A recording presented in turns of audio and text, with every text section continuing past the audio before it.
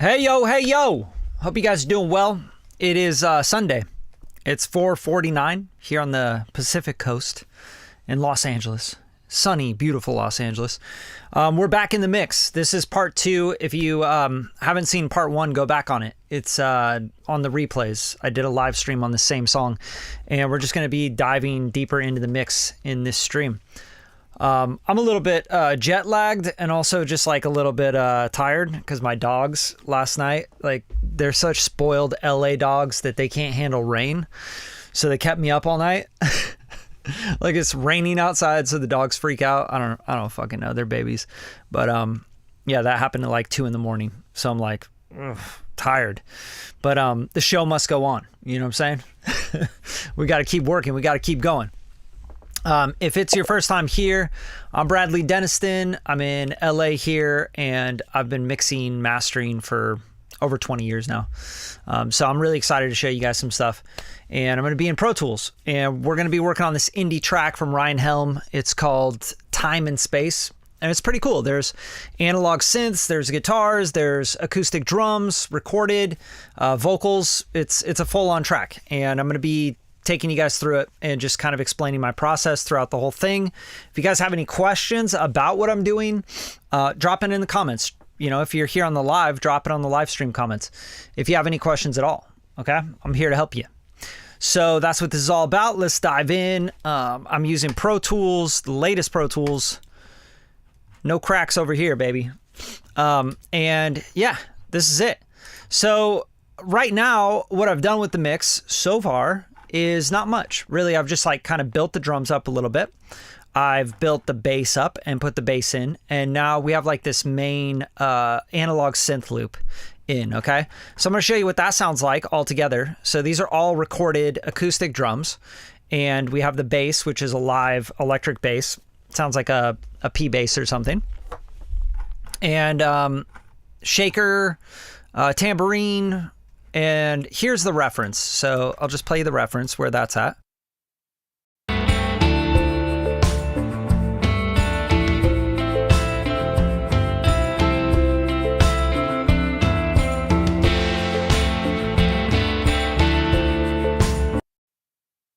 All right, and then here's where we are at with just the drums and bass in, and the main loop, the synth loop.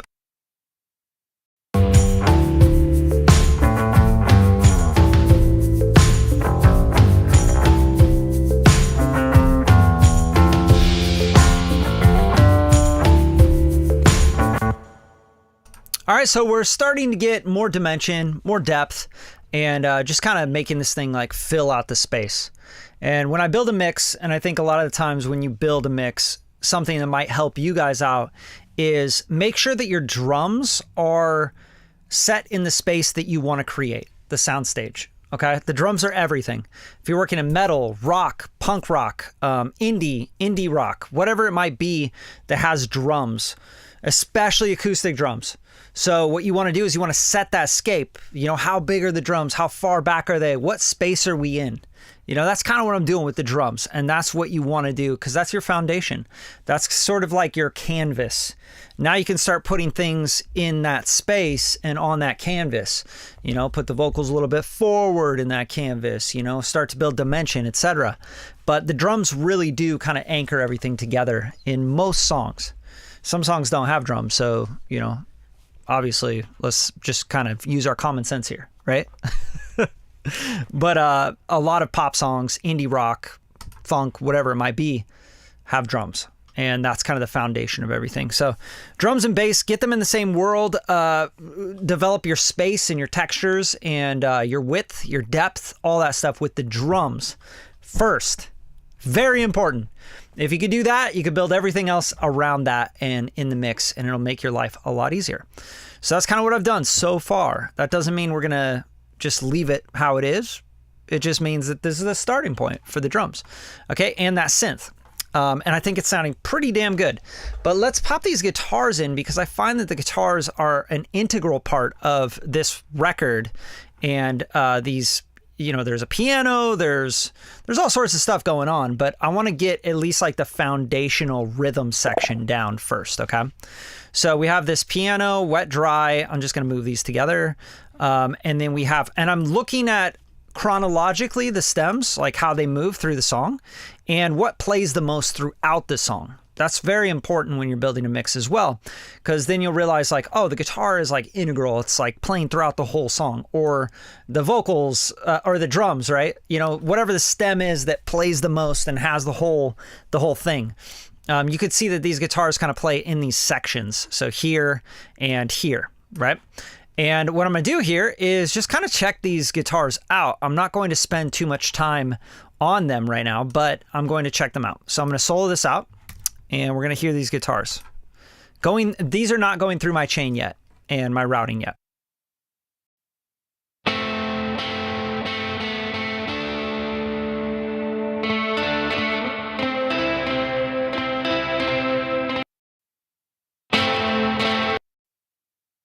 Okay, so there's some crunch to those. A little bit of, sounds like clipping.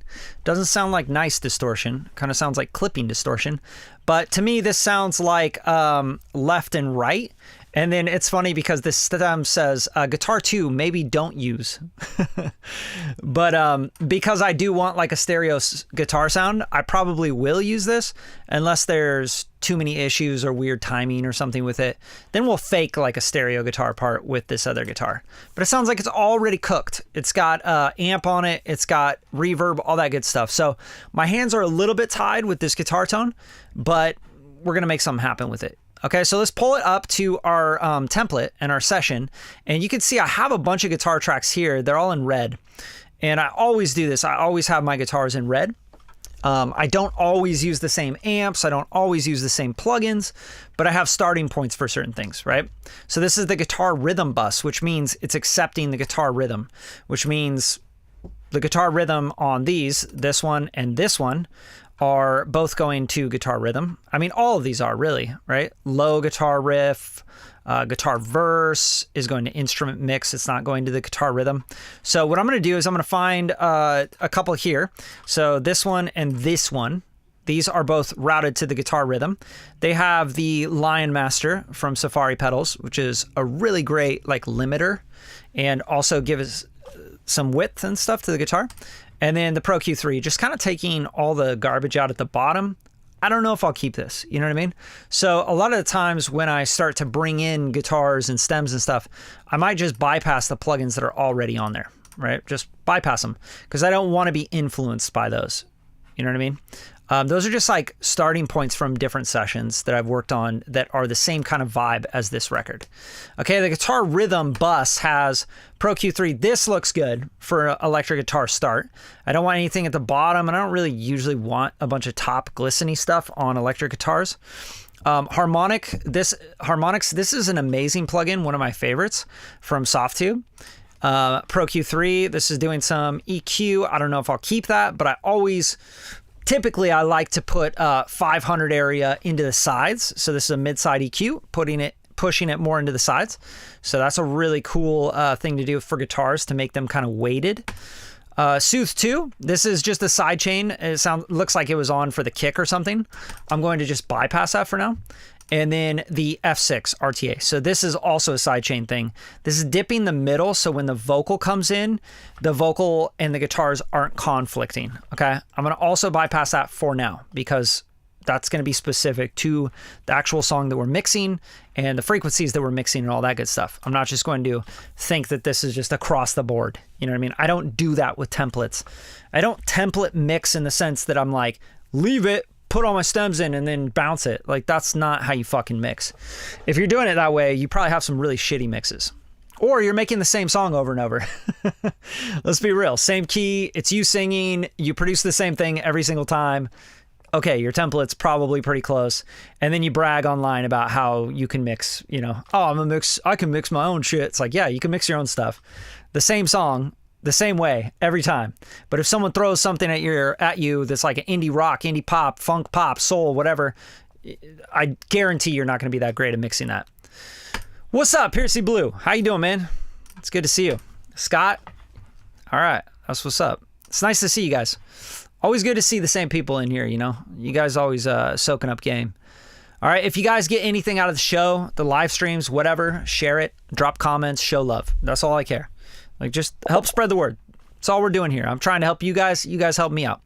All right, so on the guitars, what I'm going to do here is I'm going to pan this one kind of left, and I'm going to pan this one kind of right. This doesn't need to be like scientific or anything, and I may not hard pan like that. You know, in Pro Tools, you have pretty true stereo panning here. So you can kind of like go full on hard panning, or you could kind of pan, you know, you're panning like this. That's how the pan is working, right? In Logic Pro, your panner does not work like that. When you use the pan, you're actually just turning down the left side or the right side. That's all that's doing. So this is a true pan in Pro Tools. It's a little bit more professional because you're kind of like actually panning things, you know, and you're bringing it in and out, etc. Logic, you're just basically turning the volume up or down on the left or right. So something you should know about Logic, if you are using Logic Pro to mix, is you should be using the Panner plugin if you want to do true stereo panning. All right. I'm sure there's a bunch of Instagram and TikTok reels out there that'll help you out, or you know, tell you that kind of stuff. But I just wanted to explain that a little bit. Okay, so our guitars, getting back to the electric guitar. Okay, so I brought these up here, but now let's just grab these and let's drag them over. Oh, here's another thing, right? So these are mono. You can see the guitars are mono, but my tracks here are stereo tracks. So the ones that I panned here, I'm gonna just call it guitar left and then guitar right. Okay, that's all I'm gonna do, because there's only like one rhythm guitar in this, and it's like an ARPed kind of thing. I'm going to solo this out. I'm going to also right click on this and say change track width to mono on both of these. Okay, this is just saying it's not gonna be able to help you with, you know, all this automation or whatever. Doesn't really matter. Mono. So all the stuff I told you about the panner just changed completely on this. All right, so now we're gonna pan this out maybe 78, 75. I don't really know yet. I need to hear it. And anyone that says like, I always do this, that's so stupid. Like, you should never say I always do this. You should always listen first. All right, so let's go here and just drag these over to these tracks. And it doesn't really matter which one's which, you know. It's not like he labeled these left and right and they were like meant to be a certain way. So I'm just dragging them to these. All right, so now we have the guitars here, and they are going through the guitar rhythm, which is, again, these three plugins. Not much, right? Just a little bit of something. Let's put it in the mix.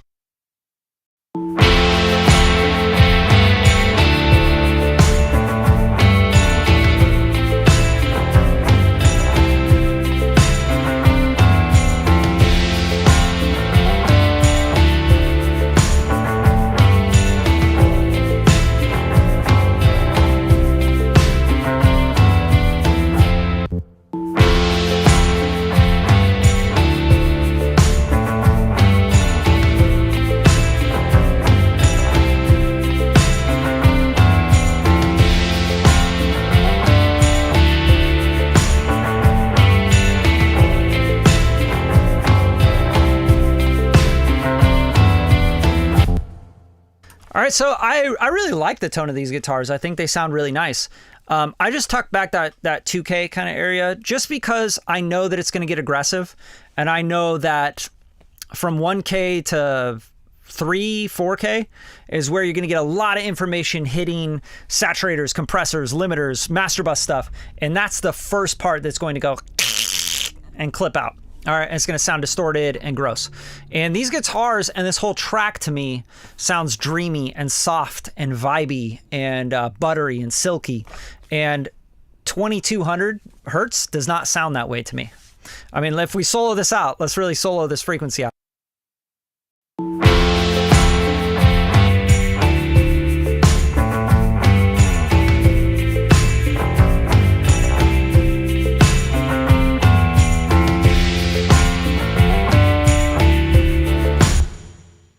You know, that's a pretty harsh, intense, that's where like a baby's cry is perfectly centered. You know, like a fucking baby screaming. So we hear that. The Fletcher Munson curve is something you guys should look into. We hear that frequency more than we hear any other frequency. Like the intensity, the loudness of it, how we are designed as humans, that's we just hear that a lot more. So we have to be careful with that range. How you guys doing anyway? It's Sunday. Are you having a Sunday fun day? I'm out here like working all weekend, always. I just love working on music. Yo, James, good to see you. The GOAT himself. That's my favorite, mixing the same thing over and over. I'll feel you, dude. I mean, I get so bored of that, to be honest with you. Even the records I put out of my own music are just like pretty different, you know? I just try to switch it up because I just get so bored of like making the same song over and over. I used to mix so much rap and trap shit that it just like got so boring because it was like template mixing. You know, you're like, oh, I can expect, and this was like a time where everyone was making the same fucking song over and over and over again. They were like, the 808 was that, the short distorted 808. It was just the same fucking drums, the same BPM, the same rap style, the same artist, like trying to sound like Drake. Like, man, I fucking got so tired of it.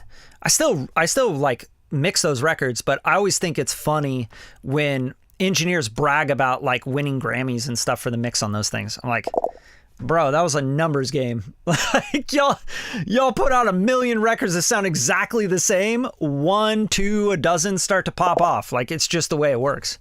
You know what I mean? What we got here, James? How many templates do you have work from? It depends. It really depends. Like what I do, James, my workflow on this, like in building templates, is I will work on a record and I'm like, oh, this is like a synth pop kind of idea, right? And it has like this element and that element and acoustic drums or whatever. Or maybe it's a trap record, right? Like, and it's this consistent thing. Then I'll save that as like trap 1 template, right? And then I work on another trap record that's a little bit different and it's more R&B. I'll be like trap R&B template, right? So I sort of like it's with composing as well. Like you start to compose something in Logic for like a commercial or TV show or a film. And it's pretty much the same palette. You know, you got strings, you got horns, you got, you know, your orchestra, you have your synth orchestra, all that stuff. So you save that as a template. You don't go rebuild that because you work on another film or TV show or commercial that requires the same kind of palette. Then you could just open that up as a template, right? So it's a starting point. Same thing with mixing. I might work on like an indie rock, indie pop kind of song that's already like this, and I'll save a template. And then now I get this song in and I'm like, oh, this isn't much different from that other song I mixed. I'll open that up as a template and then I'll start to plug things in. So my templates constantly grow and change is what I'm saying. Like, for example, when I'm done with this track, I'll save this as a template, like dreamy indie mix template. And of course, I'm going to open up different things. I might build different chains. The vocal is going to be different. The guitars are going to be treated different, etc. But this is a great starting point because I've already worked on records, probably dozens of records that sound like this, you know, this kind of like this indie kind of dreamy, soft, silky kind of thing. So that's kind of how I work with templates. Man, I appreciate you. I appreciate you so much, man. I do these live streams for you guys just to, you know, hopefully help you guys out. So if you like it, I appreciate, you know, showing some love. Cinco de Mayo, baby. Happy Cinco de Mayo. I always forget like what day it is. Hey, I'm good. Philippe, what's up, bro? It's good to see you. Jerry, what's up? What's up? Happy Sunday. Happy Sunday. Yeah, that's how it was when I was working in music studios. Like, the rap chain. You have your rap recording template. You know what I mean? It's like, damn. Just do the same fucking template over and over. And I'm sure it's the same thing for like metal guys that like record a bunch of metal. They're not going to go and like redesign their template. They're like, no, this is a metal song with like drums, guitars, shredding, you know? So that's kind of how templates work for me. But I get bored, so I always want to spice shit up. But anyway, back to the mix. So these guitars, they sound pretty cool, like panned hard left and right, kind of like this, right? So I'm trying to figure out, like, I don't want to go too wide with them because, again, the drums are the width. That's how I want to set everything in. I don't want the guitars like way out here and the drums to be like in here. That's going to feel weird, right? I want them all to be in the same galaxy. So that's kind of what I'm doing with this. For the limiter and all that stuff, I don't really think I'll need any limiting, but it's always a good idea to just kind of check what you have on the template and see if it works. So let's pop these in.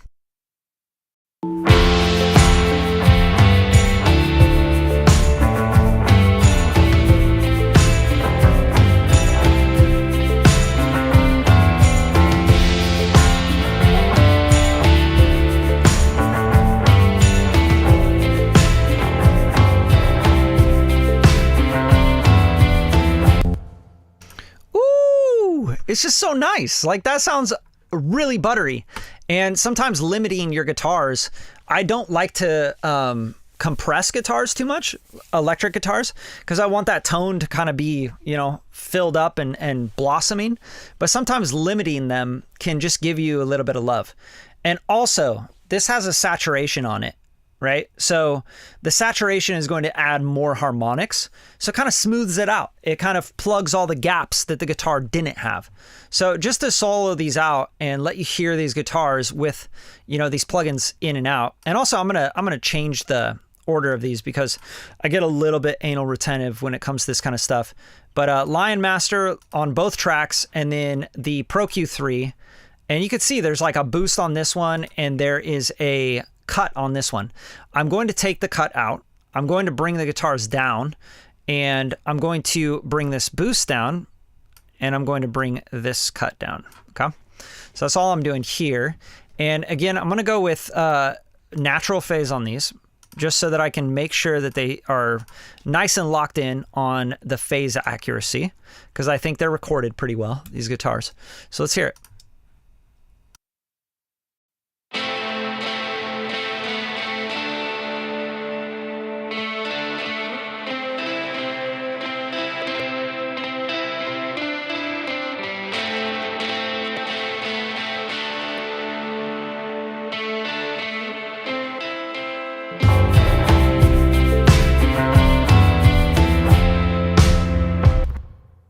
All right, and then going back to the reference to make sure that I'm beating the reference, or I'm at least keeping that same kind of feeling that the guitars had in the reference. Are they dreamier? Are they spacier and more reverbed out? You know, we have to really pay attention to that kind of stuff when a client gives us a reference. So here's the reference, and I'll A-B back and forth.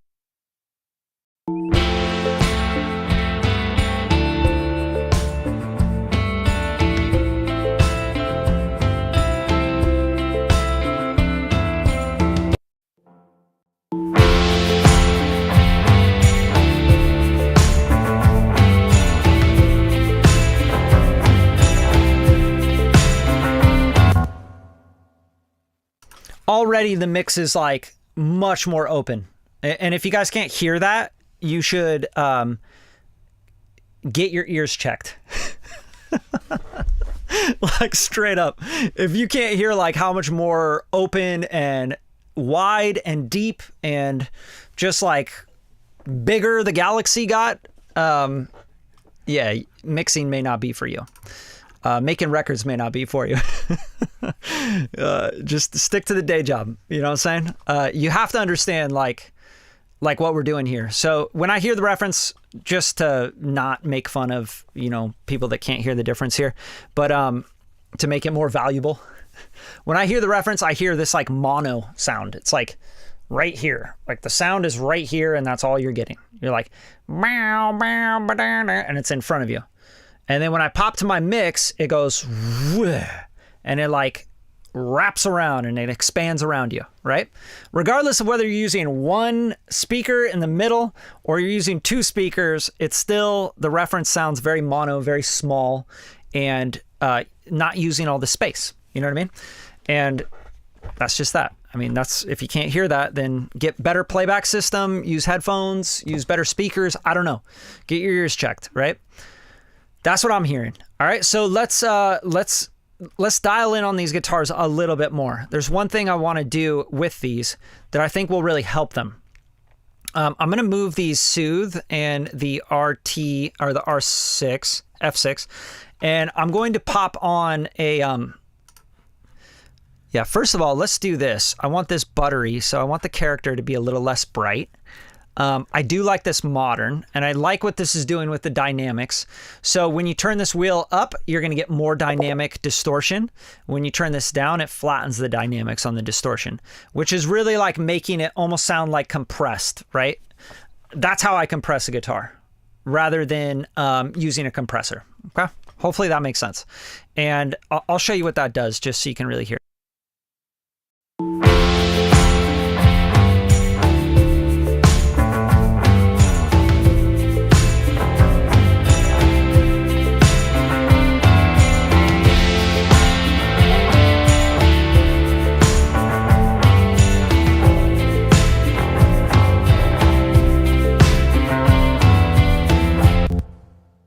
Okay, it's kind of acting as a volume knob, and the reason is because we're actually taking the dynamics down, and that's going to just smash it down, and it's going to make it sound more gained up, right? That's just the way it works. So yeah, that's what I'm doing with that, and this is just an amazing plugin. I love this plugin, and a big thing I like about this plugin is the filters as well on the distortion. So for example, I can filter out the top or the bottom after or like pre or post the driving and everything. So just amazing. Like, it's just sounds so good. And I'll bypass this in and out so you can really hear it.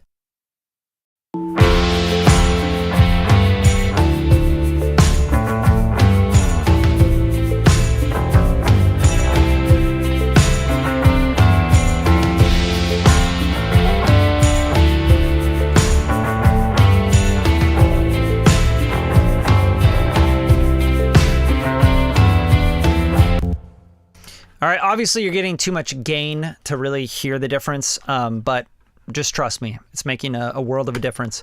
It's very, very beautiful. And Lion Master as well. This is awesome. I'm adding saturation, 48% here, and I'm adding some width. All right, so this is just gonna kind of like spread it, smear it a little bit more, which is really cool. Just gives it kind of more dimension, more width, more vibe. And this is a very vibey record, so that's really what I want. I really like that. But what I'm going to do here after all that is I'm going to add a tape machine. I really love tape machine plugins on guitars, especially like these kind of guitars. You know, it's just so pretty.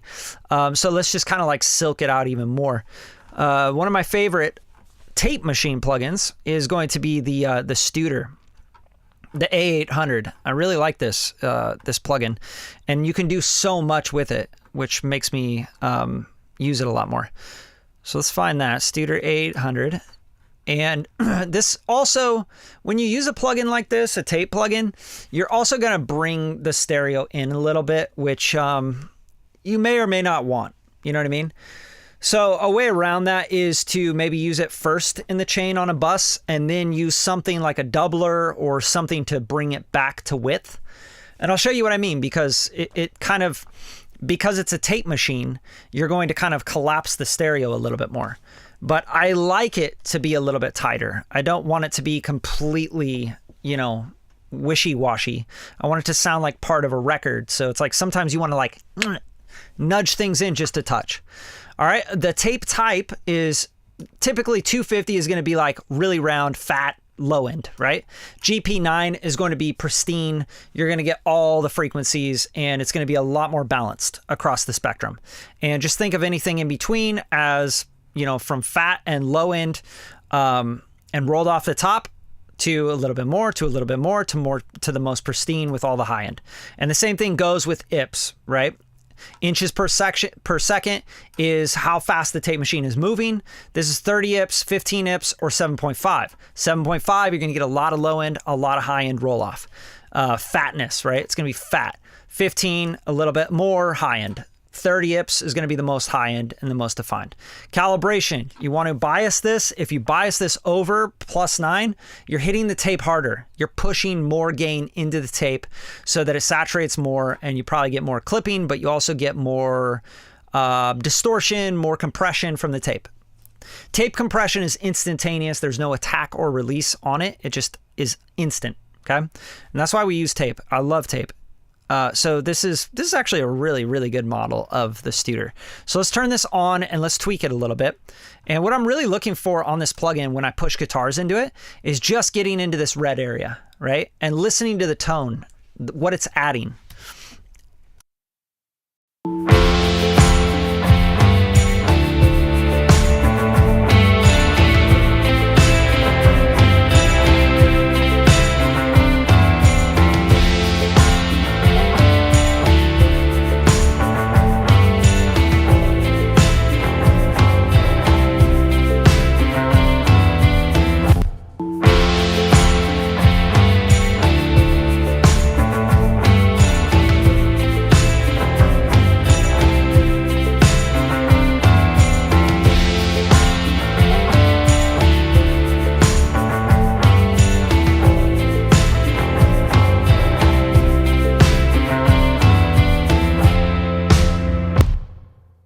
Thickens the guitars out, makes them kind of come forward a little bit, right? But not too much, but it kind of hugs it a little bit. And it keeps them kind of glued together. Starts to feel like one thing almost, if that makes sense. It's not like two guitars now. It's like in the same world, right? Like they were playing the same thing. They were the guitar player stage left and stage right sort of thing. And I really like that. I think that's really cool. If you want your guitars to sound like really different, you probably wouldn't do this. You might want to use like a tape machine plugin on the insert of the left, and then maybe a different kind of tape machine or compressor, or drive the input of a transformer or something on a Neve on the other side of the guitar. Okay, and the last plugin I'm going to use on this is a lot of plugins for guitar, right? But they're very subtle. Like if I bypass all this, I'm getting mainly my gain from this, but everything else is pretty damn subtle. It's not crazy. This is not crazy stuff going on, right? And I might even take this down just a touch. And also I might throw this into the sides more just so it doesn't cause any interference with the vocals when we pop those in. So I'm always thinking about the vocal. All right. And then the Studer. So after all of this, I love to just kind of give some like carving for some EQ. And I usually on guitars, I want to use something that does phase shifting. Okay. A lot of people talk about phase shifting like it's this bad thing. Like, oh, you don't use that because it'll cause phase shifting. Like, I don't know if you heard any records from like the last, 50, 60 years, but all of those are done on like Neve 1073 EQs, SSL EQs, British EQs and consoles. The Harrison console, the whole Michael Jackson stuff was all recorded with that, right? Bruce Sweeting. It's all phase shifting. That's exactly what those British EQs do. That's why we love them, right? Not everything needs to be pristine. Y'all worry about your pristine, I'll worry about my vibes, I'm really worried more about the vibe though. Okay, so if you hit tab, when you open up the plugins, you can search. So you hit tab on here, and I'm gonna just go Harrison. And then I have the Harrison 32C. This is a great EQ. I'm gonna do it in stereo, and this will allow me to shape this a little bit more. So the stuff that kind of came up in the low mids, I might want to carve that a little bit. I might want to high pass a little bit, right? I might want to do a lot of things on this EQ, but this is a really cool EQ, and it's got some vibe to it. And remember, vibe from EQs come from phase shifting, right? It also comes from the components that the plugins are modeling. So the internal components, whether there's an input-output transformer, if there's a tube in the EQ or multiple tubes in the EQ, things like that. That's where you get color and you get vibe and harmonics and things like that. All right, so if you want a more pristine, you're just cutting and you're trying to get rid of things, use more a graphic EQ, right? Like a FabFilter or, a Pro Q3 sort of thing, or a GML EQ, things that are like really precise for cutting. I don't usually boost with those EQs much though. Like for this, like look at that boost, 1.22 dB. And now let's do that on the Harrison. Let's go, okay, we don't want that 1800 here, and we don't want that 500 here either. Let's just kind of turn that off for now because we might go, actually we do want that. But on the Harrison, you can see I cut at 230. And then when I put the Studer in, it's going to bring that 230 kind of back out again. That's just because of how a tape machine works. It's going to saturate it, right? So I might go in here and I might go, okay, how about in this area, I might cut a little bit of that 200 area that starts to build up again. Get what I'm saying? And then let's turn on this bell and let's do a high pass up to, let's go like, yeah, somewhere around here. Maybe 250 is a little steep. We'll go in between 500 and 250. So somewhere around like 100-ish. And then that's the best thing I love about these kind of EQs too, is you have to use your ears. You just kind of like listen to it. So let's listen.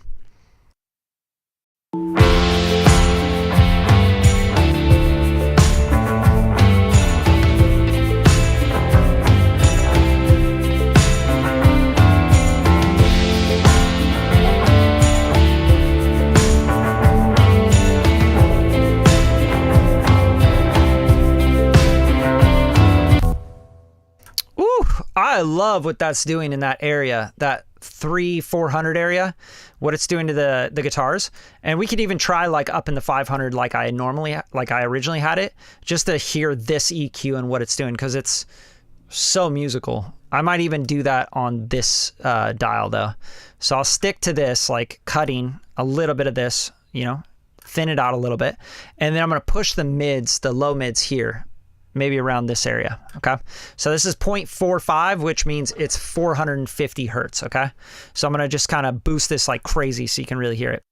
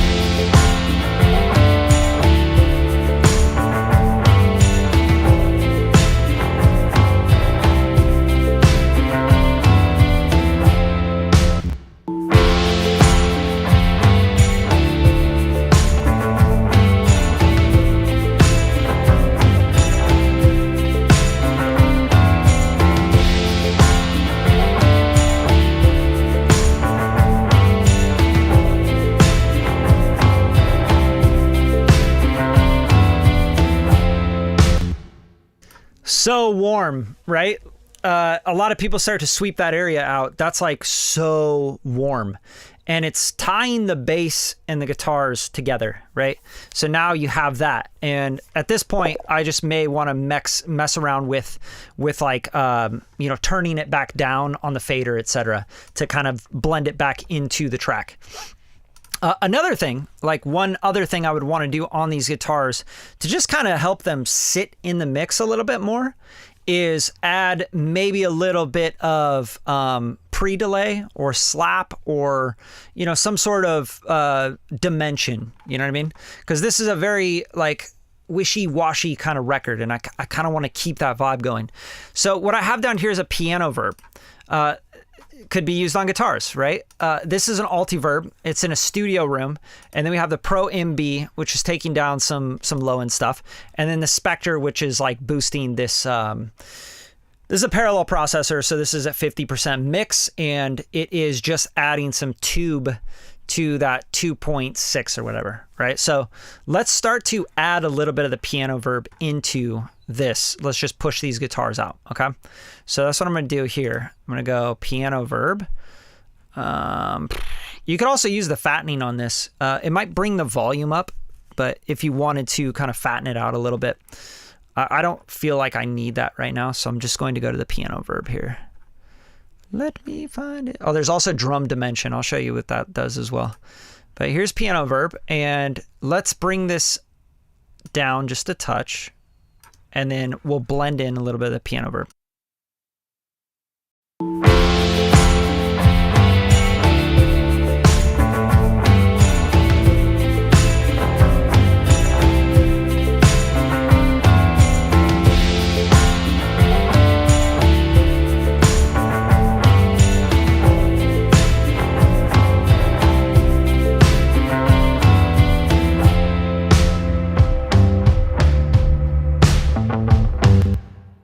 Yeah, I like that.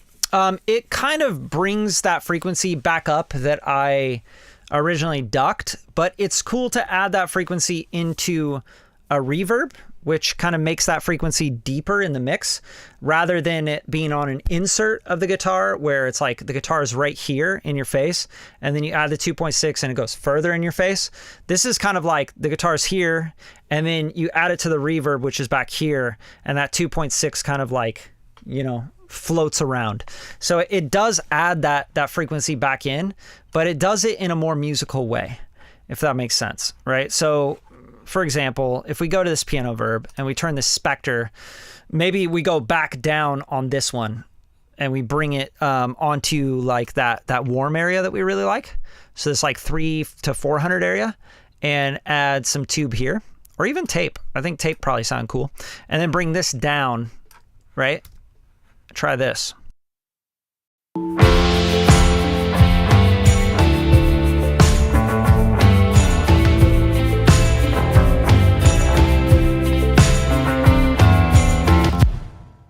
Like that is such much more musical way to EQ the guitar, right? So bringing it, the EQ saturation with like a tape saturation with the Spectre on the reverb return, doing it this way feels so much more organic and way more vibey and just texturized and warm and deep than like, for example, what I did on this where I boosted the crap out of it on this.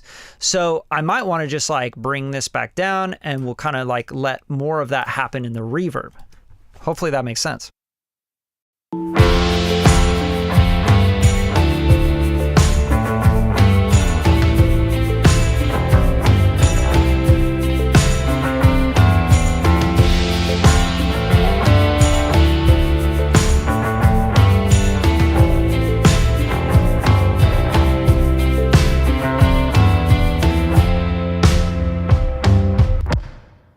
Yeah, I love that. I think that sounds so nice. And then on the Studer, the GP9 is cool. I think this all sounds pretty good.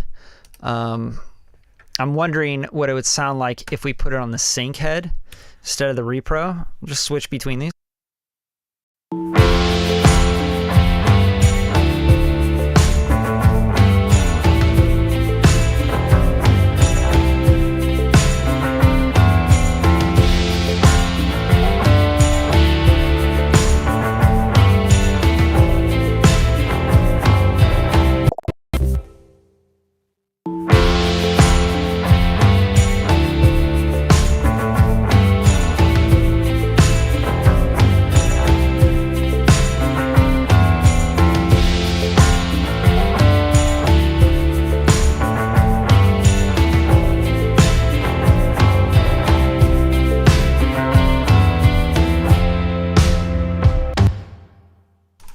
Yeah, those guitars are sounding good, man. Like that's just feeling good, you know? So that's really what I'm trying to do is like make this feel right. And I feel like the guitars have a lot of the feeling of the record in them. So that's why I'm pushing them up. Hopefully that all makes sense. Can you explain to me your gain structure a little bit? Yeah, what do you want to know about it? Just ask me more specific question. There's a lot of gain structure going on throughout the whole mix here. Have you tried Suno Audio? That's crazy. Been producing for 17 years and I was shocked. No, I don't know what that is. Is that like a plugin? Suno Audio? Never heard of it. Hello, by the way. Sorry. What's up, Jules? All right. So let's get back to it. Pretty much like getting the guitar sounding really good is a priority here. Now, let's make sure that the synth here doesn't get lost, but I do think that the guitars need to take over on this point. I'm just going to kind of play this back and see what's happening.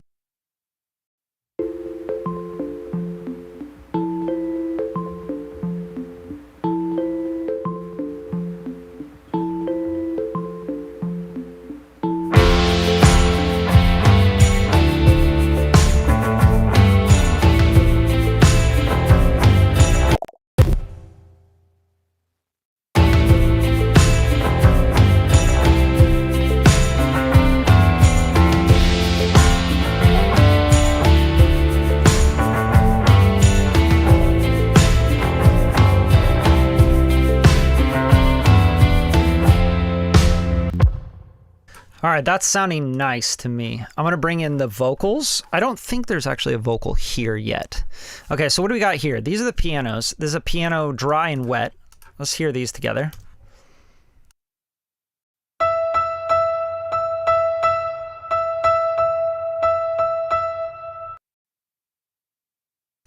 Okay, that doesn't really seem like that important of an element. It's not going to sell the record or anything. Almost sounds like he's about to play Jingle Bells there. I'm like, by itself, out of context, this sounds funny. What do we got here? This looks like something piano Spitfire.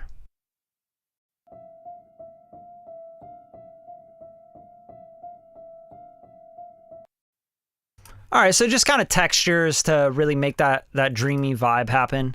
Might as well bring this one up. Seems like a pretty cool idea to bring in. I have everything in blue here is going to be keys.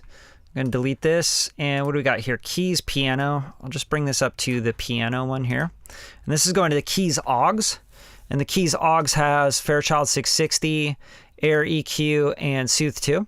So let's bypass this, and let's leave the 660 on, because I think the piano will like that. And then we will delete this, and let's hear these keys in the mix. I want to see what these will do.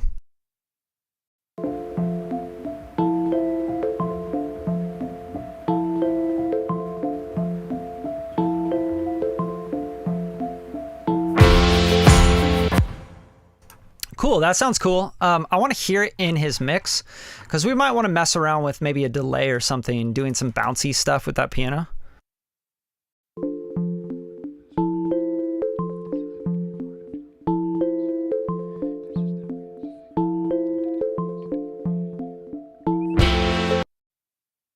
All right, super important, right?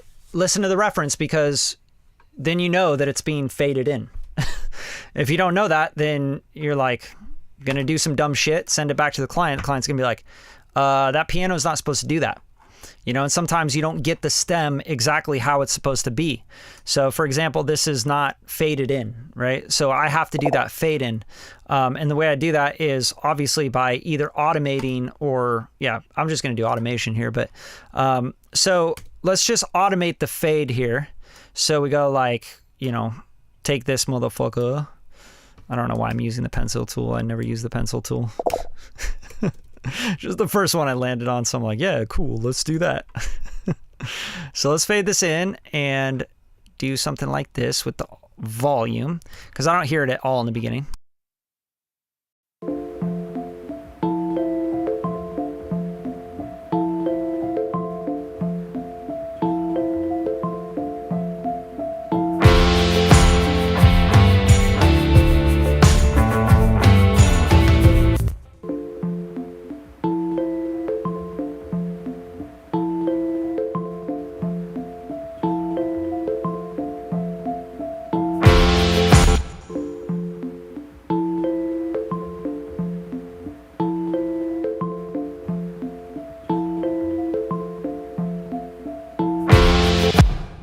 All right, and to give this a little more movement, I want to do like a pan man, right? Just to kind of bring it in and like have it like kind of moving. I just feel like it'll give it more drama and more excitement. So on this, I just do like a basic pan. I usually start with a 2-bar wide slow, and then we can just kind of pan this a little bit.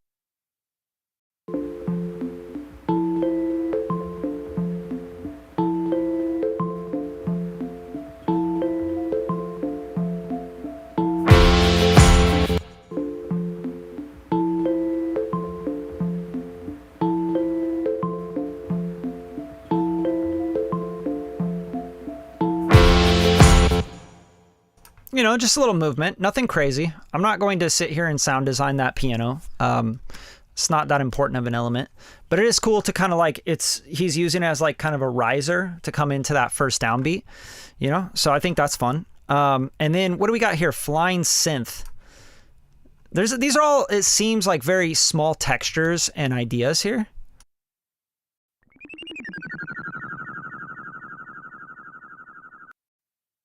All right. Kind of cool. It's like an effect thing, like same thing, like like a transition effect or something, you know what I mean? So let's put this up like where the percussion is.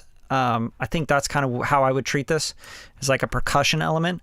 I'm going to duplicate the shaker, right?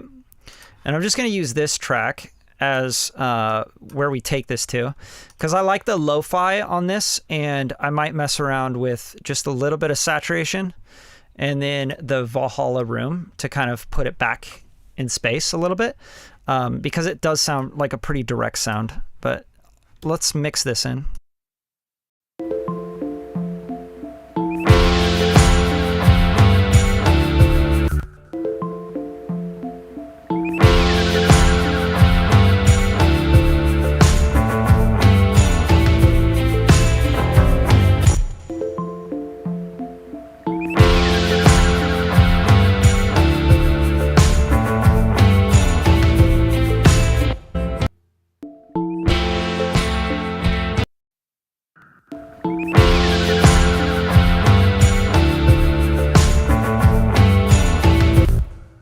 All right, very subtle in the mix. I'm just gonna pop that in for now. So a little lo-fi, a little Valhalla room, and it's just giving it more dimension, more space. I want to get to the vocals though. I don't really want to spend a bunch of time on this stuff because it's not like the meat and potatoes. I can do this stuff at the end of the mix where I can bring all these extra elements in that aren't really that important. Right now, I feel like I have the meat and potatoes in. I have drums, I have bass, I have guitars, you know what I mean? Like now let's get to the fucking vocals, like straight up. So I have vocals here, I believe. Let's check these out. You came down to tell us with a heart bigger than the sea. Time and space will stand still. All right, so it looks like he's got two mics that he used. LA220 Stam Mini 87. And then what is this? Okay, we have a vocal reverb here. Just kind of checking the stems up. You came down to tell us with a heart bigger than the sea. You came down to tell us.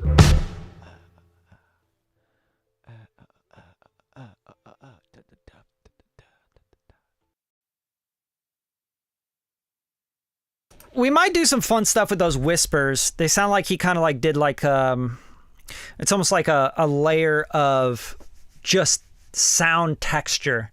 So that could be really cool. Really, really cool.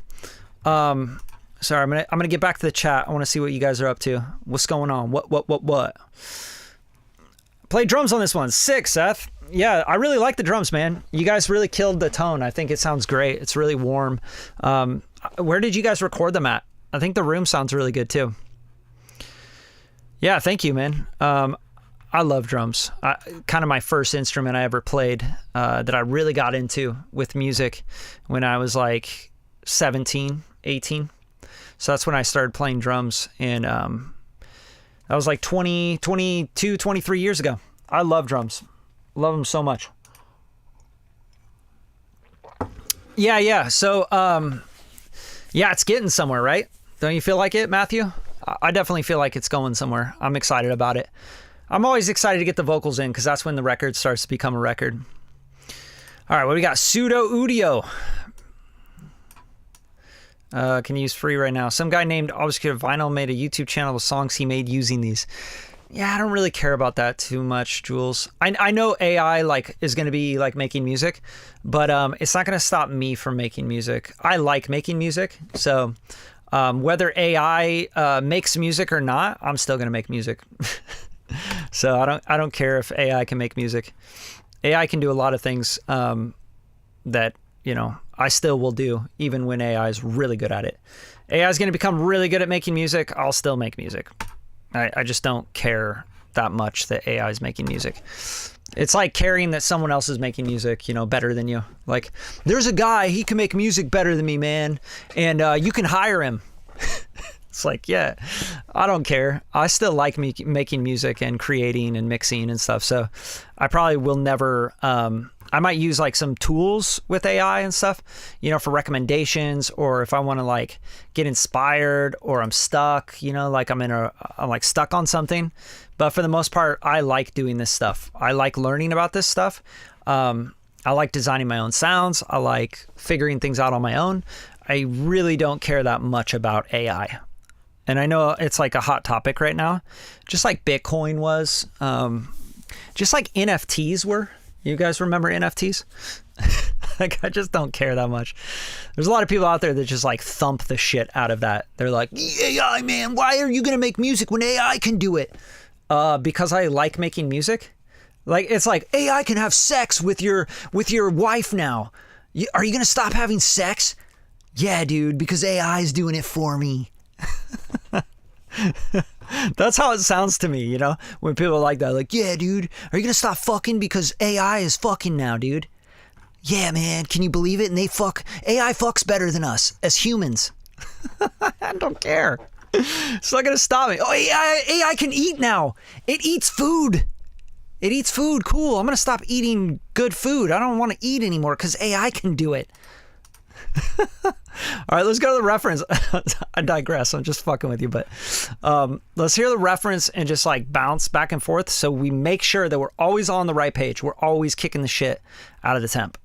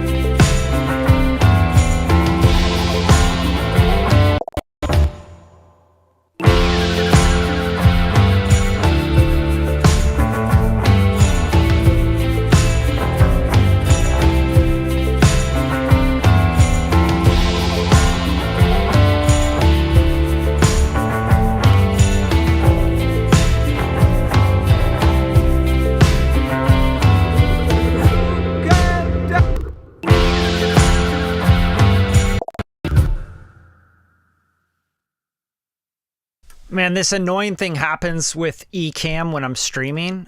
Every time like a comment makes a noise, which hopefully I can turn that off because it drives me crazy. But every time you guys comment, there's like this like bubble pop thing that happens, and then it like fucks up the Pro Tools. It's like, oh, what's happening? You know, I don't know. It's like an error. It's really annoying. What's up, bro? It's good to see you, man. Yeah, man. Thanks for joining. And if you guys have any questions about what I'm doing, you know, just ask in the comments. I'm going to now bring in the vocals. So the moment we've all been waiting for.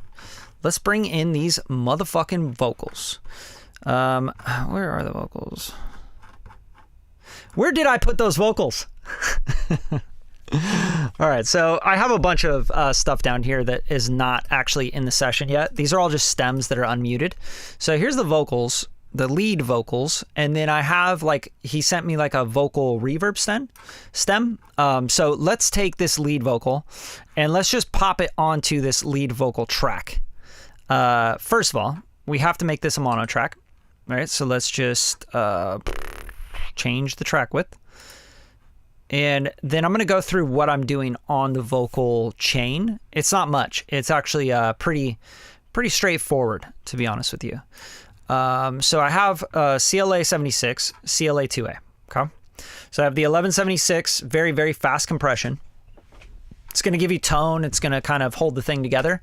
And then the LA2A, which is going to give you more of a texture, and it's an opto compressor, so it's slower, and it's just going to catch kind of overs, plosives, things like that. But you could see with the vocal right away that I might want to mess with this first. So highlight the area, hit E, and you could see that like this is loud, right? And then this is quiet, and then this is loud again, and this is quiet, etc. So what I want to do is maybe blade this, right? And one of the better things about Pro Tools is the clip gain, right? So let's blade this clip, and let's go to the bottom here, and you can see the clip gain, and just kind of clip gain it so that it's pretty similar to all the vocals. And this way, your compressor doesn't work like super hard when these areas that get like louder, softer, etc. happen. And this is just a simple way to do it manually. And I like doing it like this because I want my compressors usually for tone, not for, you know, being lazy and controlling the vocal peaks and shit like that, you know, because then you make the compressors work really hard and they're going to just slam. They're gonna hit and they're going to have problems. It's gonna like trigger the compressor and you're gonna get pumping and all this other shit, right? And I don't really like that with compression. I want it to just be really smooth, especially for something like this. This feels like a smooth sound and idea that he's going for. So I'm going to just kind of blade all the areas where I see that the vocal's really hitting hard. That makes sense? So see how that's all like very balanced out now? And you could do this literally by looking at the waveform like I'm doing. You don't have to go and listen to this right now. You could just check it out. I mean, it's very, Pro Tools is very good at drawing waveforms. That's one thing that I absolutely love about Pro Tools. So there you go. So there's the vocal phrase. Let's say we already did that, right? Let's hit E again, and we have a much more balanced and even vocal across the board as compared to like this part here versus this part. See how these are like dramatically different? And we are talking about dB and gain. Like this is a big difference here. So we could actually, on this one, just go bing and bring this down, right? Bada bam. And this is not like, you know, crazy shit. This is very, very basic, simple shit. All right, and then let's mute the other vocal for now, which is kind of a double. And let's just dial this tone in and also the vocal reverb stem. So I feel like that's going to be an integral part of what he's trying to achieve with his vocals. And if we don't get this vocal reverb stem to work, we're going to do our own reverb, you know, because we're fucking crazy like that. Like, it's so wild, bro. All right, so here's the background vocal double. I already have, it looks like a chain that I've made for that.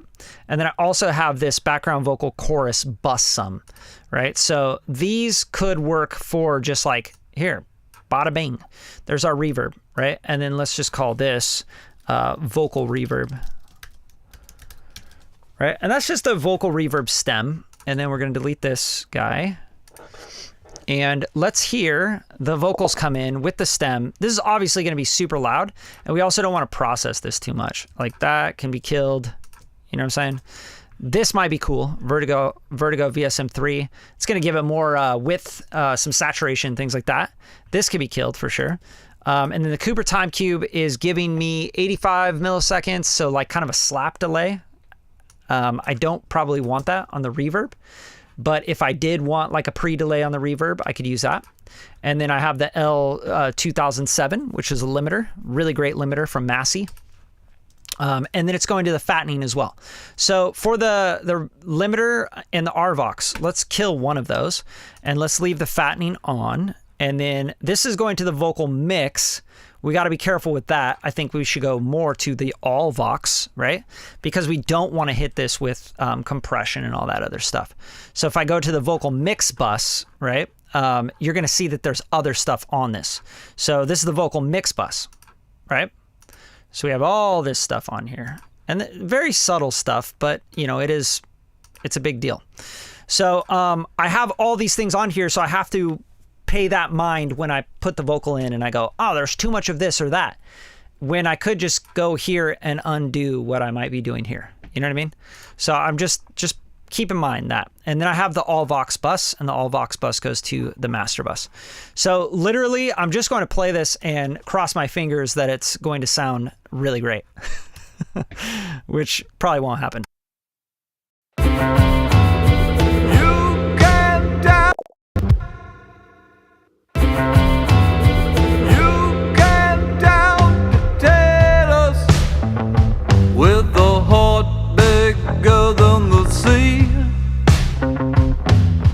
Time and space will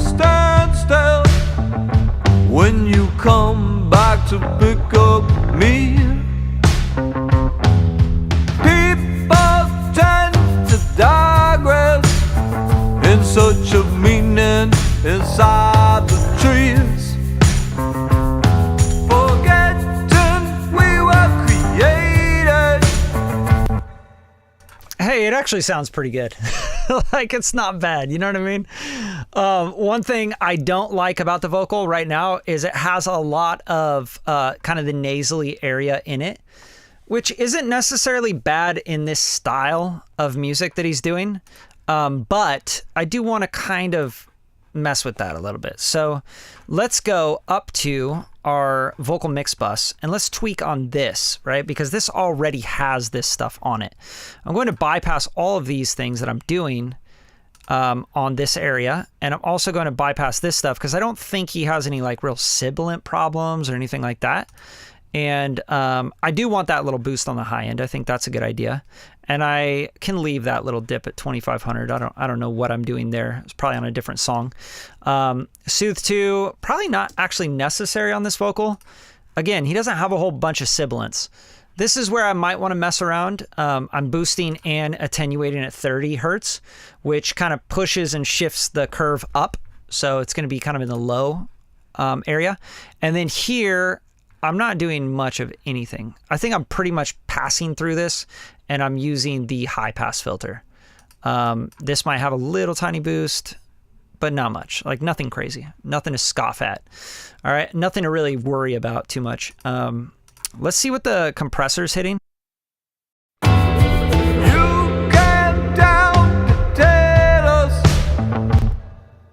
Right, that already sounds better to me. Just kind of taking some of this off, right? And I want to go back, and I'm just going to go back and forth until I figure out what is giving me that really resonant low mid thing.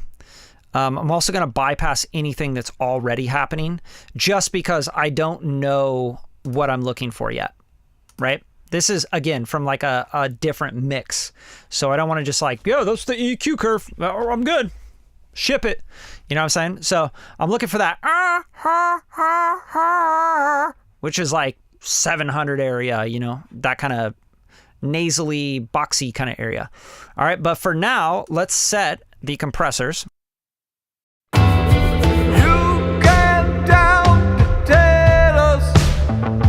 With a heart bigger than the sea, time and space will stand still. You came down to tell us, with a heart bigger than the sea. You came down to tell us, with a heart bigger than the sea. You came down to tell us.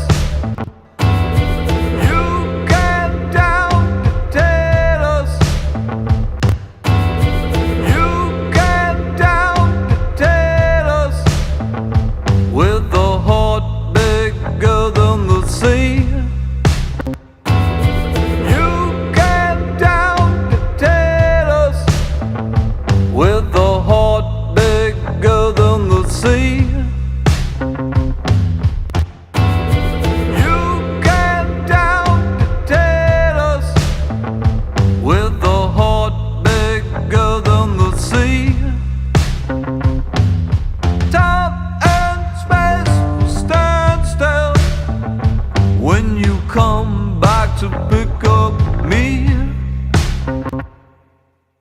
Yo, this vocal reverb sounds really good on this. I'll show you what I'm using here. So the vocal reverb is this guy here. It's the Altiverb 252 and then a little Pro Q3. So I really like this. I think this sounds really good. I might bring that up a little bit.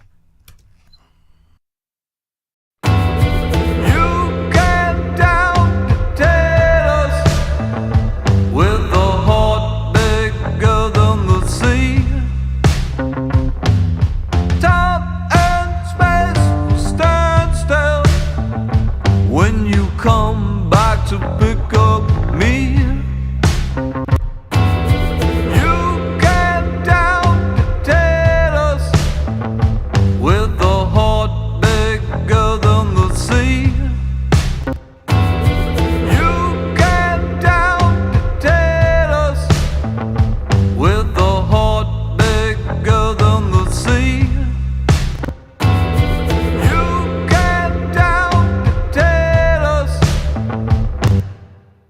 All right, just a little vocal reverb and vocal parallel compression.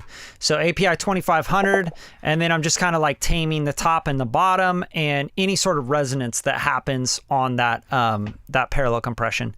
But that really helps. It just kind of thickens out and makes sure that the vocal stays. This vocal is kind of tricky because it's not necessarily an in-your-face vocal. You don't really want it to be an in-your-face vocal. Another thing, I'm going to tweak the fattening because I don't like that this is peaking out at 1K. I'm just going to kill that, right? Don't need that. Don't need this either. I actually probably want to go to 4 and let the low pass filter on, right? So go up to like there or so. And remember, this is just like a return on the widening. I just don't want that stuff to be like, you know, getting too peaked out. Because he has like certain phrases where he's like, you that down to tell us. When he goes down, it feels more intense. It feels like that's where his vocal is firing off a little bit more, if that makes sense. Because when he's like yelling up there, it sounds like a different timbre. So we have to be able to control these things. You can use multiband compression, you can use all sorts of stuff, but we have to make sure that we don't have this vocal like, you know, like it needs to feel really smooth and really vibey. I want to see what this vocal reverb's doing. You came down to tell us with a heart bigger than the sea. Yeah, so this already is kind of building up that frequency in the return of the reverb that I'm sending to, this vocal reverb. So what I'll do is I'll go, I'll open up the Pro Q3, and it looks like I already kind of had this idea going on here. So let's search around this kind of mid-range. You came down to tell us with a heart bigger than the sea. You came down to tell us with a heart bigger than the sea. Right, so that's just going to kind of smooth that out. I feel like that's going to help a lot. And we're on the reverb. So it's like a printed reverb. It's like EQing the reverb return. All right. And let's take the fattening up so that it like really spreads this one. You came down to tell us with a heart bigger than the sea.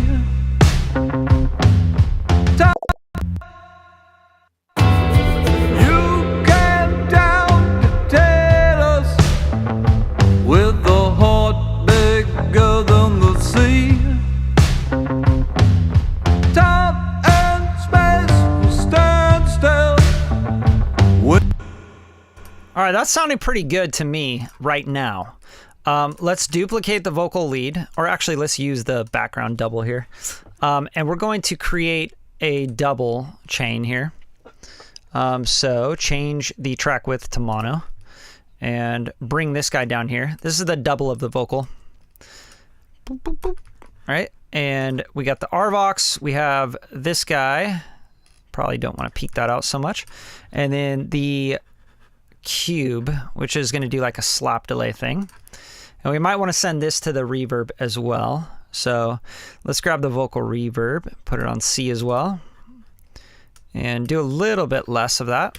Let's hear the double.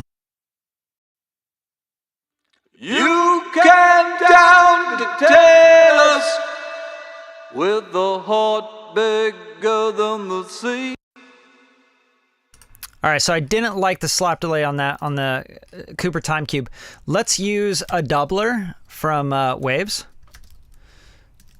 And just so we can get this more like kind of wavy, vibey thing going, we'll go mono to stereo on this so it becomes a stereo track. Just go to any preset. It really doesn't matter for a starting point. I like the Dave Pensato stuff. You know, Pensato's the GOAT. But anything that's going to give you a doubler, it doesn't really matter. So where are you, Dave? There you are. So go Pensato Vocal or Pensato Doubler. take down a little bit of this high end, and then take down the middle, right? We don't want so much of the middle, the direct middle. We want more just the sides, all right? So here's what this sounds like. You came down to tell us with a heart bigger than the sea. Time and space will stand still when you come back to pick up me.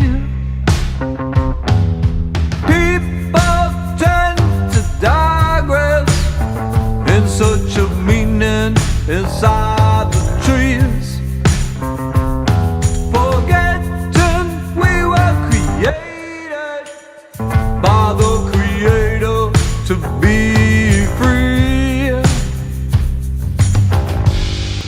to be free. All right, so it's sounding really good to me. I think what I want to do here, though, is use a little Melodyne. So we'll go in here and hit Melodyne. And he's like, just got a little, he's a little flat, I think, here. So let's capture this. And we will check it out. So this is like the part I don't like here. Where's a free? Like there's a weird right in here. Let's tune this. To be free. To be free. There's something weird there, right? So let's kind of get this guy going. Just kind of balance that out, make it less flat. To be free. To be free. Weird, it's like adding an artifact that I don't like. Let's go back. Let's try that again. Come on, Melodyne. I think maybe if we go Free. Let's try this bend and then also give this a little less modulation at the end. All right, let's try that. To be free. To be free. To be free. Oh, I know what's going on. I'm hearing like the... So the problem with Melodyning this is, and using his reverb, is that that's already printed into the reverb. So I'm hearing like the phasing of those two. You get what I'm saying? So if I go do that, you're going to hear it in this reverb with that pitch difference, and it's going to cause that weird, you know what I mean? To be free. To be free. To be free. Right? So we can't, and also I noticed just now that the vocal reverb printed that he has also has percussion in it, right? So I may not even use that vocal reverb, and I really don't need to. I have my own vocal reverbs, and I think they sound better anyway. So let's just go back and mute the vocal reverb. Yeah. And we can just crank this reverb a little bit more, or we can add our own sort of pre-delay reverb that just kind of gives it a front to back sort of thing. But, you know, I can hear in this vocal reverb there's other stuff printed, and I'm not a huge fan of reverbs that don't have pre-delay on them anyway. By the Creator to be free. All right, so that feels better. It's not perfect, and I would sit here and kind of tweak this a little bit. So in Melodyne, you can highlight these, right click on it, and say restore pitch centers, and this is where it was, right? So what we might want to try is going like this and seeing if we can give the modulation at the end here. You can also chop the note if you need to, like that, right? And then bring it up. So grab it all, bring it up, You know, this might flatten it too much though and take the character away. To be free, to much more in tune, right? But yeah, we have to be careful with this. When you're using Melodyne, you really don't want to take away the performance, right? So let's undo a couple things here, right? Let's do, yeah, we'll go back to that. Let's hear this. to be free, to be free, to. And then remember, I have that double as well. And that double is going to be a big deal there because that's going to clash with this. So let's hear this. To be free. That feels actually better the way that he's bending up to the note on this one. So let's go here and blade that and turn on Melodyne here and see what he did on this Melodyne, on this pitch, and how he's drifting his pitch, because I think it's cool. I think this would be better to like mirror this one to the lead vocal. So this is stuff you have to think about as a mixing engineer, right? And you can see he's doing the same thing. It's like a blue note, right? He's like wanting to hit this B here. So let's try that. Let's try to have it on the B. On this double, I'm going to correct that, and I'm going to bring this down. So if you hold down Option, you can come off the scale that it has picked out, and we can just do that, right? And then same thing on this one. Let's go here, right? And let's try and see if this will work with both of them. To be free. Much better. Now let's hear that in the mix. To be free. To. Yeah, cool. Only thing I might want to do is make sure it doesn't bend too much here. So I'm just going to chop this right here, and I'm going to take this this bend, this kind of vibrato thing he's doing here. I'm just going to kind of flatten this out just a little bit more, because I don't, it's almost like drifting too much to out of tune. Simple stuff. To be free. To be. That's feeling good, right? So now let's hear it in context, because sometimes if you start to tune a vocal and you're like really spot tuning, you're like getting completely caught up. So let's hear it from like here. Forgetting we were created by the Creator to be free. Yeah, much better. I'm happy with that. So this is kind of like how, you know, I would tune a vocal. I wouldn't tune something unless it's going to be like jarring to me, or it's like grabbing my attention and I'm like, that threw me out of the song, you know? That's no good. But if everything's like kind of pitchy, that's okay, you know? That's kind of the vibe of the track. It's like lazy, you know? Nothing wrong with that. But if something kind of jars you, you got to tune it, man. You got to spend the time on it, right? So that's what I'm going to do there. And also, I want to jump to the reference here and listen to the vocals real quick and hear them in context. People tend to digress in such a meaning inside the trees. Forgetting we were created by the Creator to be free. People tend to digress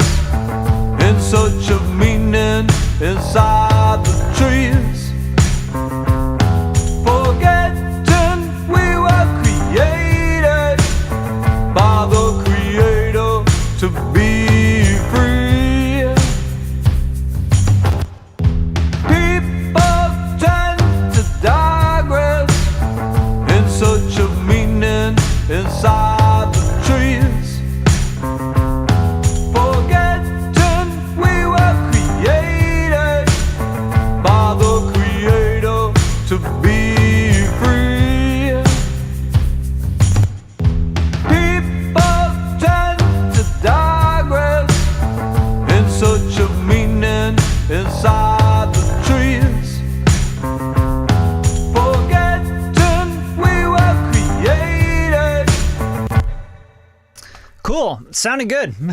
I don't know. Like I'm digging it. I do want his vocal to be more together, right? So I will use probably a little bit more compression.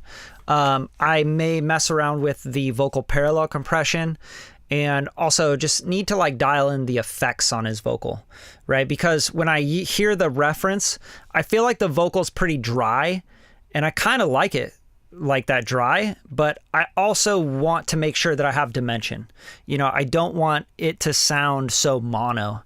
You know, just bouncing back and forth from the reference to my mix, it's like the reference is so mono, it's insane. It's like incredible how mono it is, and just how small it is. You know what I mean? When I say mono, I mean like there's no width to it. There's the depth and width are like non-existent. They're very small and in front of you, right? So just let's bounce back and forth real quick, and then I got time for like maybe a few questions if you guys have questions. So reference to my mix real quick.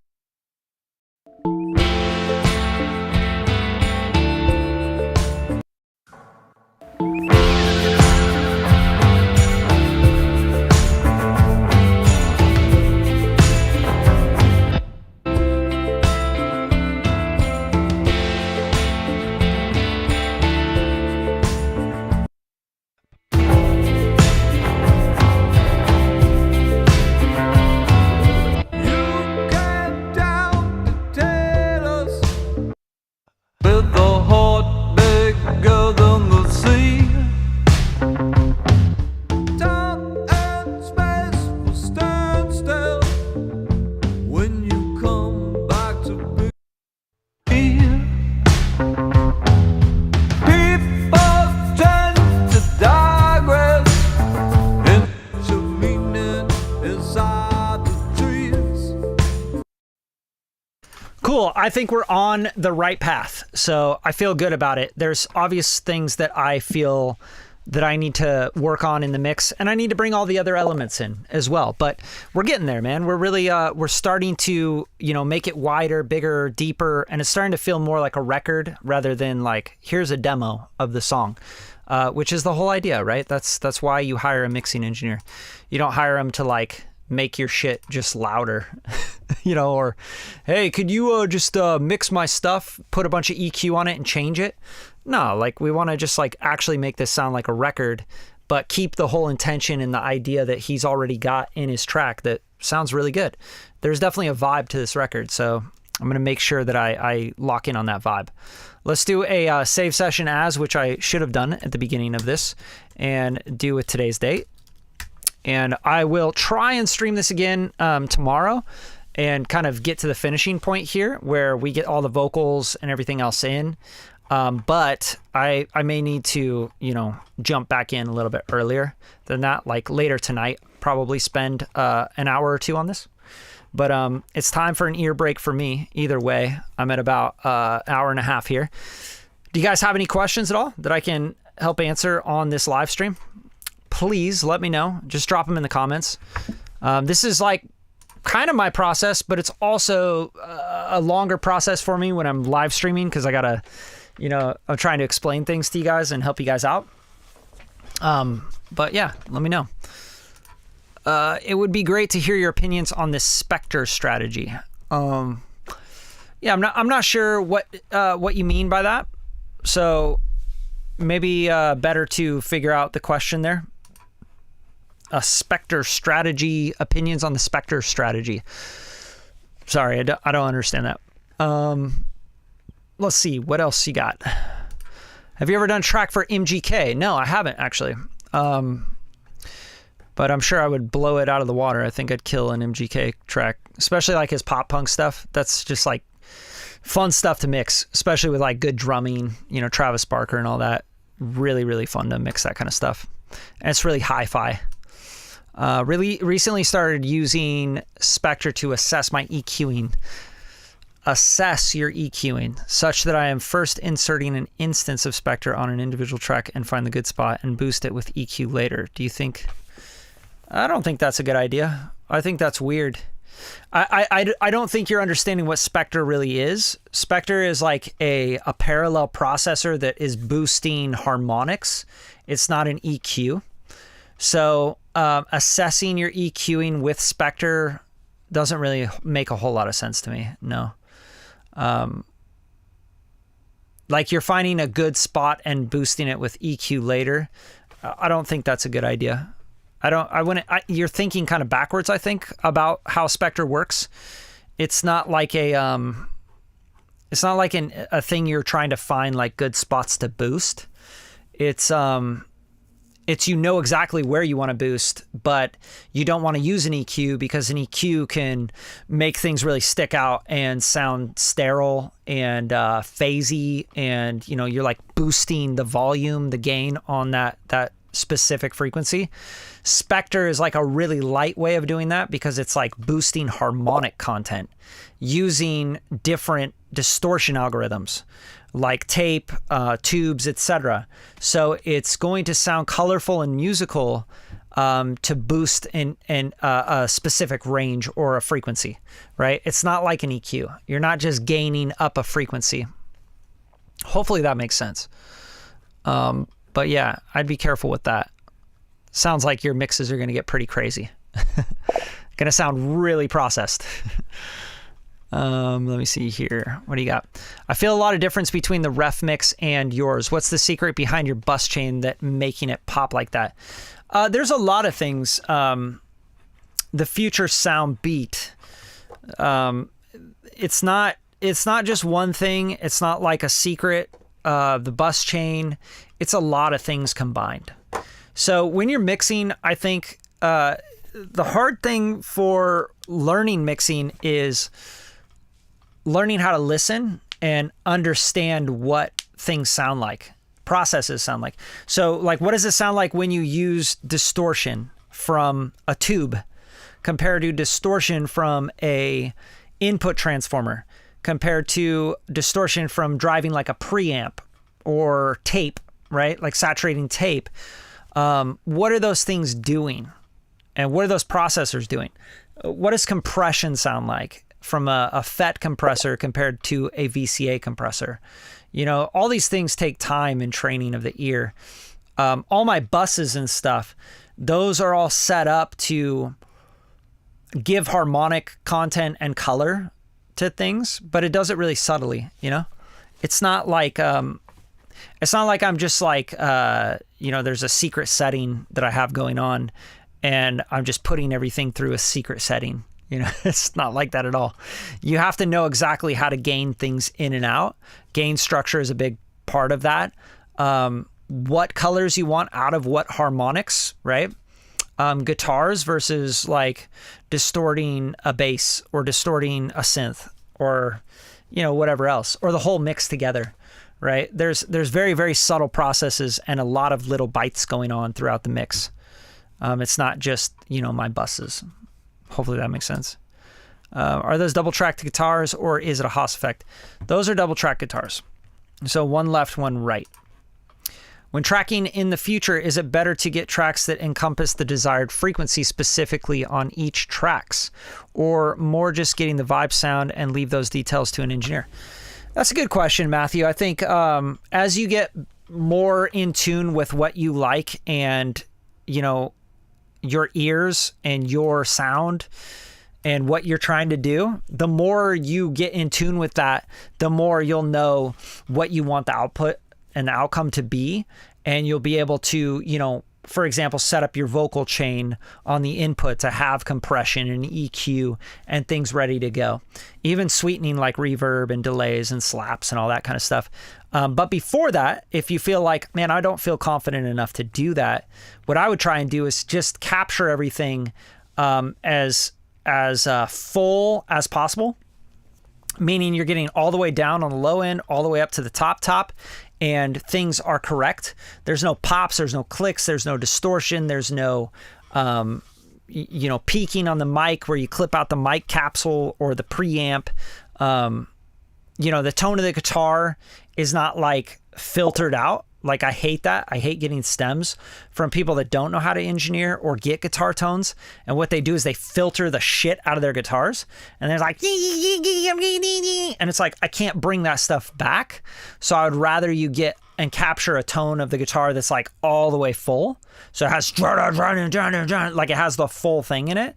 So I can go and use my filters and take out the things that I need to take out that are going to work in the mix. So that's really important. But yeah, getting the vibe is the most important part. I find that the records that lack the most are the records where the artists and the musicians did not get the actual performance down, right? Like it sounds sterile because it's over edited and they had to like cut together a bunch of pieces instead of like getting the right take on the guitar. You know, take it again, take it again, take it again. Take 28 takes if you need to on the guitar part and comp together something that's really great before you think about mixing and stuff. I mean, that's super important. Best piece of advice I could give you.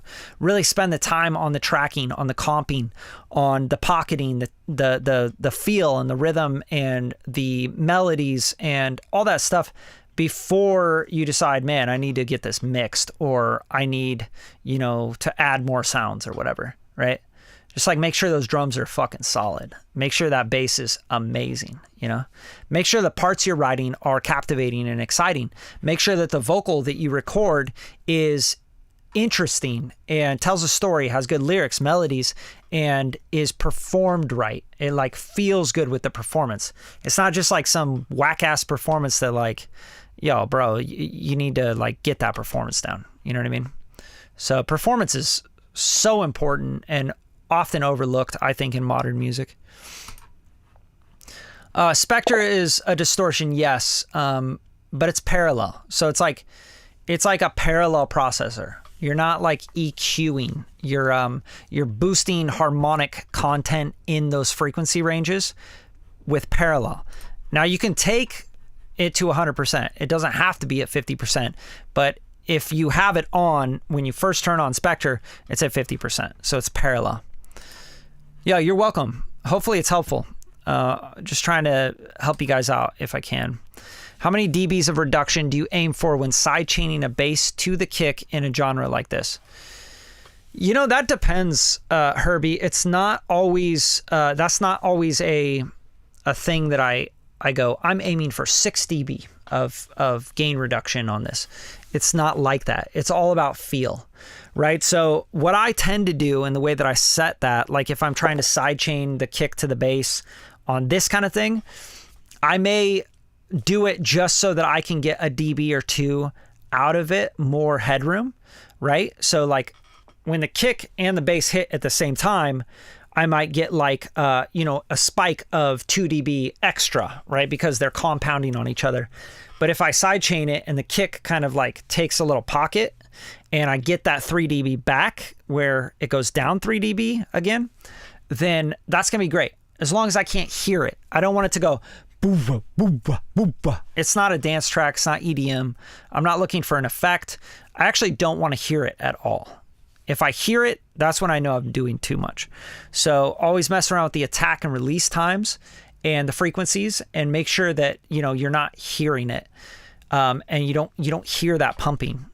We're just simply doing this for headroom so that when we hit the bus processes and the master bus and all that, we get a little bit more out of the whole thing. Hopefully that makes sense. My other relevant question is that how to learn fast, not over process. I want to be intentional with my moves, but oftentimes I find it very amusing to play with different processor and improvise. Yeah, so I think you may be in the stage of mixing in your career in music where you need to just kind of mess around, right? You need to like peek things out and you need to go crazy with effects and really hear them and understand what they're doing before, you know, that's the process of becoming great at anything is, you know, you go really hard at it and you hit your walls and your limits. It's like weightlifting, right? You go and you get really sore and you're like, fuck, man.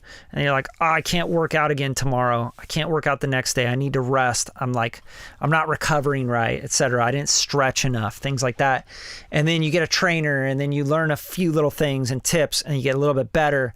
But it's all about doing, you know, nobody's going to be able to just like teach you this without you actually practicing it. Mixing or producing or songwriting is just like becoming great on guitar.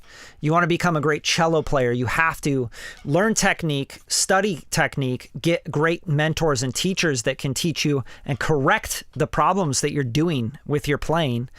And then you have to practice those techniques, even if it hurts and it's uncomfortable for you to do those things. So to become really good at not over processing and learning that, you have to go and learn from people on what they're doing, like, and why they think that's over processing, right? And what that sounds like to them and how they explain it. And then you got to go practice that stuff on your mixes.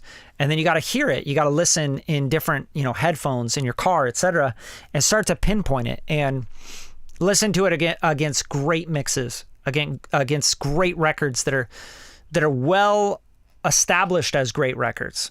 You know what I mean? Not just like records that have won Grammys for the mix, not just won a Grammy for best record of the year. Like the mix on it, the production on it won a Grammy. Those people won the Grammy on it. Okay, why? Go figure that out. Oftentimes the hard part about this world of mixing and mastering and producing and songwriting and just being creative is that it is a creative industry. So there's no right or wrong. It's very subjective. Something that sounds like absolute hell technically can go and win a Grammy or an award or go 10 times platinum. And the mix may not even be that good, right? But there's other things to it that worked really well. And the mix on it worked well for the context of what the record was. There's indie records out there that sound like they were made in a bedroom, but they have the right feel. And if you went and made a polished, amazing big pop mix out of it that was like really poppy, it would take away from that feel, that desperation, that intimacy, the things like that. And what you need to do is learn how to connect the dots as an engineer, as a producer, as a vocal producer, as a whatever you're trying to do, a singer, songwriter, a performer. You have to connect the dots on how you make the feeling and the intention come across authentically. And you're not going to learn that until you practice, and do the reps and feel. Try to listen from a listener's perspective. I'm not mixing this record going like, I want to make this sound like a top 40 record. This is not a top 40 record. This is not a pop record. All right. This is a very indie, dreamy, indie rock kind of vibe. Like, I don't want it to sound, I want it to sound how he's got it set up, and listen to the lyrics and listen to the intention and ask the artist, like, after you, like, this is what I'm getting from the record. You have to learn how to feel and interpret and be the liaison between the artist and the creator, even if you're the artist, and the song and the listener, and putting the music out there, that piece out there, and connecting with the audience and making sure they don't hear your EQ because they don't give a fuck. They don't care about your EQ. They don't care about your compressor. They don't care about the crazy reverb you did, but they do care about how that song makes them feel. Like a Radiohead track. People that love Radiohead, they're not like, oh my God, dude. I mean, some of them are, but most of them are not like, oh my God, I love the reverb that they're using, and listen to the delay, listen to the DMX, whatever, 50, the RC, whatever's going on his vocal. Like, they're not talking about that. They're just like, oh man, this song's so dope. Get what I'm saying? Hopefully that makes sense. Would you consider using Sooth 2 as a sidechain for it so that you wouldn't hear it? Yeah, Sooth 2 works really well. As long as you have it on high quality, and I oversample by 2 times on it. If you use Sooth 2 right, you won't hear it on the sidechain, which is really great. A lot of people will argue about it, like, oh, but it's an EQ and it's causing phase shifting and blah, blah, blah, blah, blah. But if you don't hear it, you don't hear it. So mess around with it. Nice. Yeah, man. I'm happy to help, man. I'm just trying to help you guys out.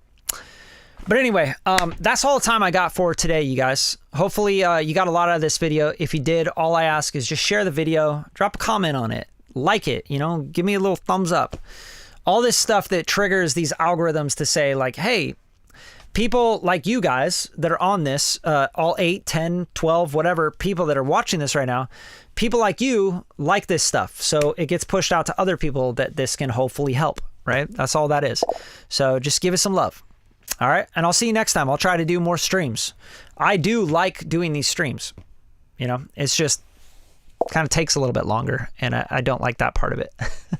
But hopefully you guys get a lot out of it. I'll leave some links in the description if you guys want to work one-on-one with me, okay? So if you got a record that you feel like is special, you want to get more reach for, you want to, you know, open up doors and opportunities for your music, check out those links in the description and, you know, lock in with me because I book up really, really quick. Like May will be like, see you later. No more slots open. You know, and then you'll be like, I need to get this record done. And it's like June, July comes around. And you're like, dude, I didn't drop anything for the summer. Fuck. You know, the way to build a music career or get your art and your music heard and build fan bases or whatever you're trying to do is to release high quality music, especially in 2024 and beyond. People are so tired of shitty quality music. It's all getting curated also. You're dropping 100,000 songs a day on Spotify alone, right? So you're competing against a lot of people to get that attention and that space on playlists or for even people to be able to digest it. Like that's the fact. People they have to make decisions. They can't listen to 100,000 songs in a day. All right. So you guys spend some time on your music, care about it, invest in it, keep showing up to these. Hopefully you learn a lot from it, ask good questions. And I wish you guys all the success in the world with your music. All right. I'll see you next stream. Peace.